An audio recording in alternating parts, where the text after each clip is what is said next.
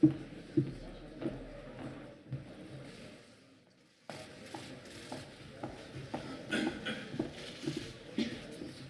afternoon. The Secretary General will brief you on today's session, and then he'll be happy to take your questions. Secretary General. Good afternoon. We have just finished a meeting of NATO's defense ministers, and in an unpredictable world, we are strengthening NATO's deterrence and defense. Fair burden sharing underpins this. There is a renewed sense of urgency for all allies to invest more in defense, to move forward on all aspects of burden sharing, cash, capabilities and contributions to NATO missions and operations. This was the focus of our discussion last night. It is clear we are making progress. This will be the fourth consecutive year of rising defense spending. But we still have a long way to go. Allies have committed to have credible national plans. I would expect these to show real increases in defense spending year on year and a realistic path to 2% of GDP on defense. Allies will report on the national plans before the end of this year. And we intend to discuss them at our meeting of defense ministers in February. Allies should also invest in new capabilities and make contributions to our missions and operations.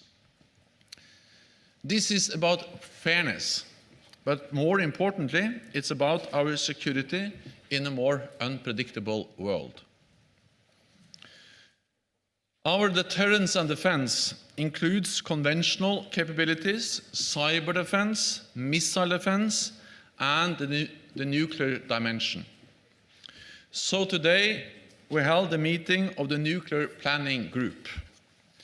This is part of our work to ensure we have the right tools and procedures in place, so NATO nuclear forces remain safe, secure, and effective. We also addressed concerns about the Intermediate Range Nuclear Forces Treaty, a landmark agreement that abolishes a whole category of weapons. This treaty is in danger because of Russia's actions. After years of denials, Russia recently acknowledged the existence of a new missile system called 9M729. This system is destabilizing. It's a serious risk to our security. Allies agree that Russia has not been transparent and refuses to provide any credible answers. The most plausible assessment is that Russia is in violation of the INF Treaty. We call on Russia to address our serious concerns. What is more concerning is that this is part of a pattern of behavior over many years. Today's announcement by the Dutch and the British governments have exposed Russia's indiscriminate campaign of cyber attacks around the world. The Netherlands briefed the NATO defense ministers on the targeting of the organization of the prohibition of chemical weapons in Hague by a hostile cyber operation. This operation was carried out by GRU, the Russian military intelligence services. It was disrupted by the Dutch intelligence services in partnership with the UK. Moreover, the UK has identified the GRU as being behind a number of other cyber attacks around the world. These have affected citizens in many countries, including Russia, and caused enormous economic costs. NATO allies expressed their solidarity with the decision by the Dutch and the British governments to call out Russia on its blatant attempt to undermine international law and international institutions. Russia must stop this reckless pattern of behavior. including the use of force against its neighbors, attempted interference in election processes, and widespread disinformation and campaigns. In response, NATO will continue to strengthen its defense and deterrence in the cyber domain.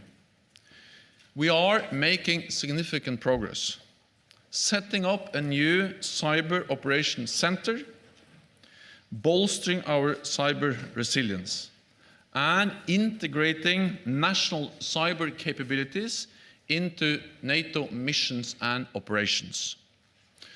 Some allies have successfully used their cyber capabilities against ISIS in Iraq and Syria to suppress terrorist propaganda, hinder their ability to coordinate attacks, and to protect forces on the battlefield. Today, several more allies have offered their cyber capabilities to NATO. I thank them. This is a big step forward. These cyber capabilities will make us as strong in cyberspace as we are on land, at sea, and in the air. Of course, we remain a defensive alliance acting proportionately and in line with international law.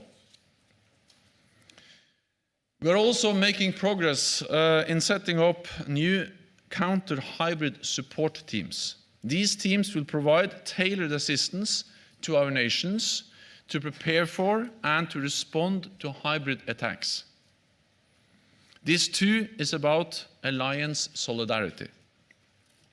At the same time, NATO is responding to the instability on our southern neighborhood, on our southern borders.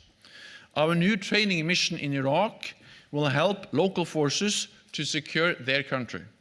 And we continue to support other partners, Jordan and Tunisia, to improve their defense and security capabilities. Our hub for the South in Naples is also working to monitor and understand regional threats like terrorism and failing states. Today we were joined by EU High Representative Federica Mogherini and our partners Finland and Sweden. We are stepping up our cooperation with the EU on cyber defense, military mobility, and in countering hybrid threats.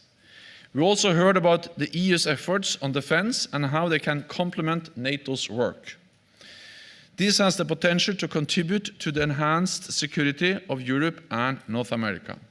And with that, I'm ready to take your questions. Start with Reuters, yeah. Thank you. Secretary General, given the attacks in The Hague and given that you are acquiring these new cyber capabilities, will you respond in any way? Will you respond to Russia's cyber attacks? Thank you. We are responding every day, and just the fact that this attempted or this attack by Russia on the International Organization for Prohibition of Chemical Weapons was disrupted shows that we are getting better at reacting to this kind of, or responding to this kind of cyber attacks, getting better at providing the necessary attribution. And what happened today was that UK and the Netherlands has exposed what Russia, their military so intelligence services are actually responsible for doing many places in the world. So we are responding also by the ongoing strengthening of our cyber defenses, with the decision that we will integrate national cyber capabilities into NATO missions and operations, by the fact that we actually have decided that cyber can trigger Article 5, and also by the fact that as part of the new command structure we are establishing a new cyber operation center. So we are doing many things at the same time, and not least increasing the awareness around in the capitals when it comes to reacting to this kind of cyber attacks. BBC at the back, Victor. Yes, thank you very much, Secretary General Jonathan Marcus from the BBC. Two questions on this cyber issue. One, I think you referred to strengthening NATO's capacity to both defend and deter cyber attack. Deterrence implies having an offensive capability of your own. Surely an essential element of deterrence is having that capability and being able to deploy it. Could you comment on that? And secondly, you referred again to the idea that a cyber attack could trigger Article 5. Well, I mean, beyond